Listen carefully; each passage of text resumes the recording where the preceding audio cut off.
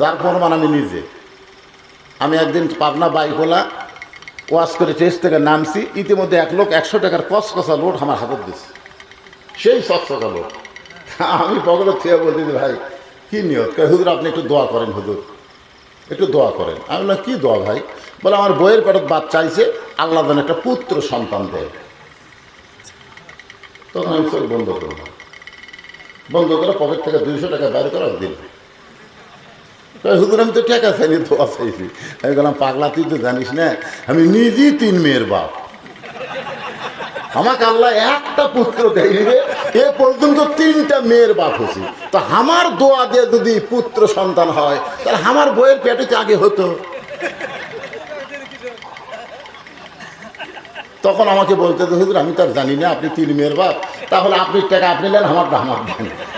পরে যেই টাকা দিছি ওই মারতেছে দৌড়। আমি খপ করে হাত ধরে বললাম কোথায় যাবি?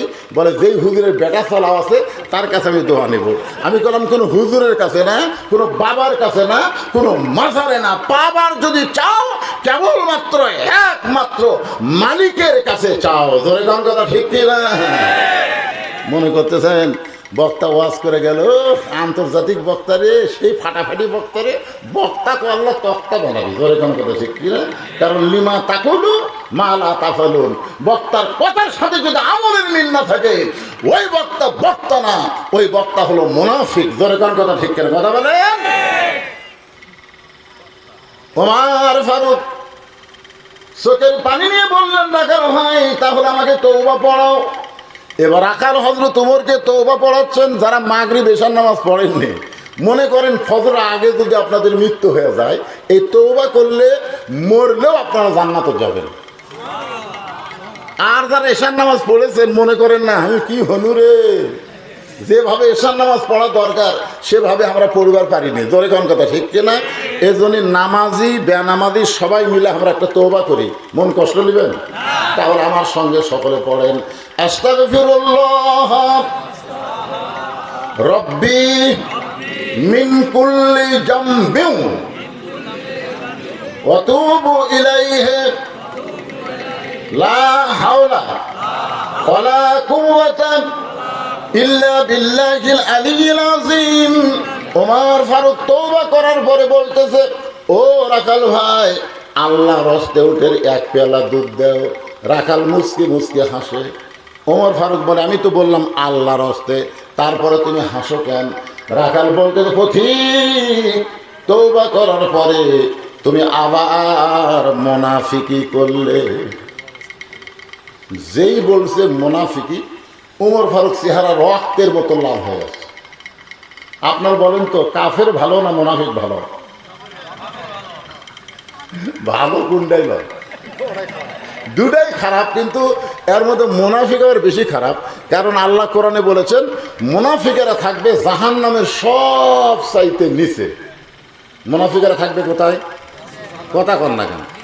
জাহান্নামের সব চাইতে নিচে থাকবে। রাসূল বলেছেন জাহান্নামের উপরে কাফেরেরা যে পেশাব পায়খানা করবে, জাহান্নামের নিচে থাকার কারণে মুনাফিকেরা কাফের বেঈমানদের পেশাব পায়খানা খাবে। সাহাবীরা বলল হুজুর এই বদমাইশ মুনাফিক কোন দলের মধ্যে তৈরি হবে? আল্লাহ রাসূল বললেন আফসোস, এই মুনাফিকেরা তৈরি হবে মুসলমানের ভিতরে। এই মুনাফিকেরা আবাদ হবে কোন জায়গা? কথা কয় না কেন? মুসলমানের ভিতরে। ওমর ফারুক রাগ করে বলেন রাখাল আমার মধ্যে মুনাফিকের কি দেখলে? রাখাল বলতেছে লিমা তাকুলু মা লা তাফআলু। আল্লাহু আকবার। রাখাল কোরআনের আয়াত পড়ে বলতেছে তোমার মুখের সাথে মনের মিল নাই। আমরা অনেক বক্তা ওয়াজ করি কিন্তু আমরা নিজে আমল করি না। হাসরের ময়দানে হামাকরক আল্লাহ মুনাফিকের কাতারে দাঁড় করে দিবি। জোরে কর কথা কর না কেন? রাখাল বলে পথিক তোমার মুখের সাথে মনের মিল নাই, তুমি সত্যি করে বলো তো আমি কি উটের মালিক? আমি কি উটের মালিক? আমি যদি উটের মালিক হইতাম তুমি আমাকে রাখাল বললা কেন? আর যখনই তুমি আমাকে রাখাল বলছো তখন তোমার মন বলতেছে আমি উটের মালিক না। আর মালিক বাদ দে, রাখালের কাছে কেউ যদি আল্লাহর হস্তেও চায় রাখাল দিবার পারবে রাখাল বলে পথিক, সত্যি যদি আল্লাহর হস্তে উটের এক পেয়ালা দুধ চাও, তাহলে এখান থেকে 10 মাইল দূরে হলো মালিকের বাড়ি। ওই মালিকের বাড়ির দরজাত গিয়ে বলো, মালিক তোমার রাখাল উট আর দুম্বা চড়াই, তুমি মালিক যদি হুকুম দাও তাহলে রাখাল আল্লাহর হস্তে উটের এক পেয়ালা দুধ দিবে। ওমর ফারুক বলে, রাখাল ভাই এত কষ্ট করে 10 মাইল রাস্তা যাওয়ার কোনো দরকার নাই, বরং তোমাকে 2টা টাকা দিলাম, এই 2টা টাকার বিনিময়ে তুমি উটের এক পেয়ালা দুধ দাও। রাখাল মুসকে মুসকে হাসে আর বলে, পথিক তুমি কি হযরত ওমরকে চেনো? রাখাল বলতেছে, তুমি কি হযরত ওমরকে চেনো? যদি হযরত ওমরকে চিনতে এরকম বেসাইলে প্রস্তাব দিতে না। তুমি জানো ওমরের গুপ্ত বাহিনী যদি দূর থেকে দেখবার ভাই, তুমি আমার 2 টাকা ঘুষ দিছে, আর আমি মালিক ছাড়া তোমাকে উটের এক পেয়ালা দুধ দিলাম, তাহলে তোমাকেও ধরবে আমাকেও ধরবে। এই বুড়া বয়সে তুমি ধরা খাবার চাও? ওমর ফারুক বলে, রাখাল ভাই তাহলে চলো পাহাড়ের গুহার মধ্যে যাই, ওই পাহাড়ের গুহার মধ্যে গিয়ে তোমাকে গোপনে 2 টাকা দিব, আর তুমি গোপনে উটের এক পেয়ালা দুধ দিবে। ওমরের গুপ্ত বাহিনীও ধরতে পারবে না, তোমার মালিকও জানতে পারবে না। রাখাল চিল্লায় বলে, তুমি ভণ্ড, তুমি ভণ্ড, তুমি ভণ্ড। ওমর ফারুক বলে, রাখাল আমার মধ্যে ভণ্ডামির কি দেখলা? রাখাল বলে, পথিক যেখানে ওমরের গুপ্ত বাহিনী দেখতে পায় না, যেখানে রাখালের মালিক দেখতে পায় না, সেখানে রাখালের আল্লাহ দেখতে পায়। আত্তাকুল্লাহ হাক্কা তুকাতিহি,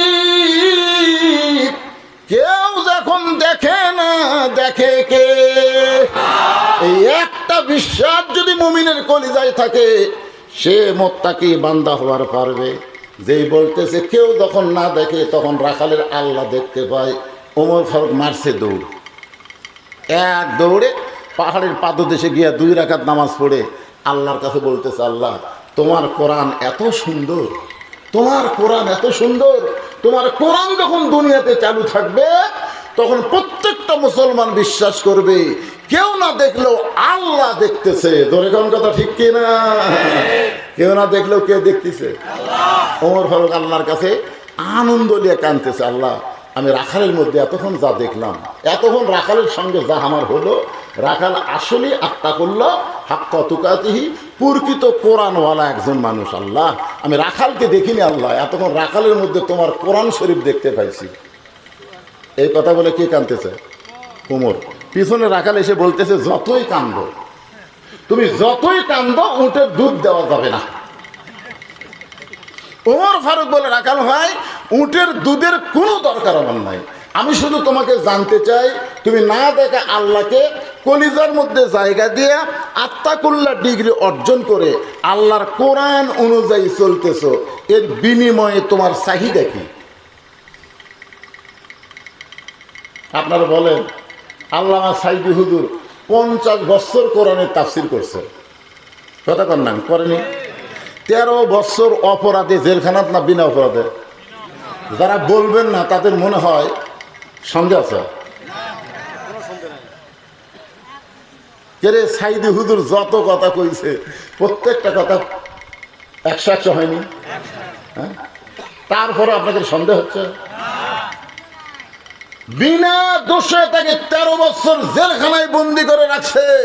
জেলখানার ভিতরে তার চেহারা যখন টসটসে হয়ে গেল, তখন তাকে আবার হাসপাতালের চিকিৎসার নাম করে হাসপাতালে গিয়ে তাকে হত্যা করা হলো। জোরে কোন কথা ঠিক কথা বলেন? আপনারা বলেন তো সাইদি হুজুরের চাহিদা কি? ওমর ফারুক বললেন, রাখাল এই না দেখা আল্লাহকে কলিজার মধ্যে জায়গা দিয়ে আল্লাহর কোরআন অনুযায়ী চলতেছো, এর বিনিময়ে তোমার চাহিদা কি? কারণ তোমার তো ভালো কোনো বাড়ি নাই, ভালো কোনো চাকরি নাই, ভালো কোনো খাবার নাই, এই রোদে পড়ে পড়ে তুমি উটদুম্বা চড়াও, এর বিনিময়ে তুমি আল্লাহর কোরআন মানতেছো, এর বিনিময় হিসাবে তোমার চাহিদা কি? রাখাল ছোট্ট বাচ্চার মতন কান্দের বলে, পথিক আমার চাহিদার কথা যখন শুনতে চাও তাহলে শোনো।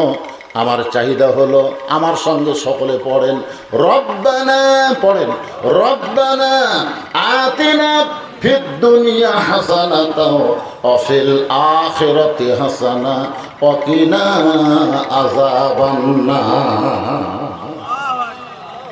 ও ওমর ফারুক বলে, পাগলা, আমি তোমার কাছে তোমার চাহিদার কথা শুনতে চাইলাম, আর তুমি আল্লাহর কোরআনের আয়াত শোনায় দিলে। রাখাল বলে, তুমি আসলেই মূর্খ। আরে পাগল, এই আয়াত দিয়ে আমি কি বুঝালাম তুমি জানো? ওমর ফারুক চমকে উঠছে, শব্দ বেশ বুঝতে পারছে এটা উমর তাই। তুমি জানো এই আয়াত দিয়ে আমি দুটা চাহিদা, আতিনা ফিদ দুনিয়া হাসানা, দুনিয়ার সৌন্দর্য হলো মহামানব হযরত উমরকে আমি এক নজর দেখতে চাই। যে উমর আল্লাহর কোরআন দিয়ে রাষ্ট্র চালানোর কারণে আমার মতন রাখাল আত্মাকুল্লা ডিগ্রি অর্জন করতে পেরেছে, সেই উমরকে যদি খালি একটা নজর দেখতে পাইতাম, এই দুনিয়ার চাহিদা আল্লাহ আমার পূরণ করত। আর আমার 2 নম্বর চাহিদা হলো, আমি রাখাল যখন মরে যাব, অদম রাখালকে আল্লাহ যেন জান্নাত দেয়। তাহলে চাহিদা কয়টা? অফিল আখেরাতে হাসানা, মানে কি? আখেরাতে সৌন্দর্য হলো আল্লাহ যেন রাখালকে জান্নাত দেয়। ওমর ফারুক দৌড়ে গিয়ে রাখালের হাতটা এরকম আমার দিকে তাকান, খস করে ধরেই 3 বার চুমা খাচ্ছে। রাখালকে, পাগলা নাকি, আমার ঘামা হাতে চুমা খেলে? ওমর ফারুক বলে, রাখাল ভাই, আল্লাহ তোমার 2 নম্বর চাহিদা পুরা করছে, মরার সঙ্গে সঙ্গেই আল্লাহ তোমাকে জান্নাত দিয়ে দিবে। আচ্ছা আপনারা বলেন তো, রাখাল যে কোরআন অনুযায়ী চলতেছে, মরার পরে ফুটে যাবে? আয়াতটাকে শোনেন, আপনাদের বিশ্বাস হচ্ছে না। আল্লাহ কোরআনে বলেন, ইন্নাল্লাযীনা ক্বালু রাব্বুনাল্লাহু সুম্মা ইসতাকামু তাতানাজ্জালু আলাইহিমুল মালায়েকা আল্লা তাখাফু ওয়া লা তাহজানু ওয়া আবশিরু বিল জান্নাতিল্লাতী কুনতুম তুআদুন।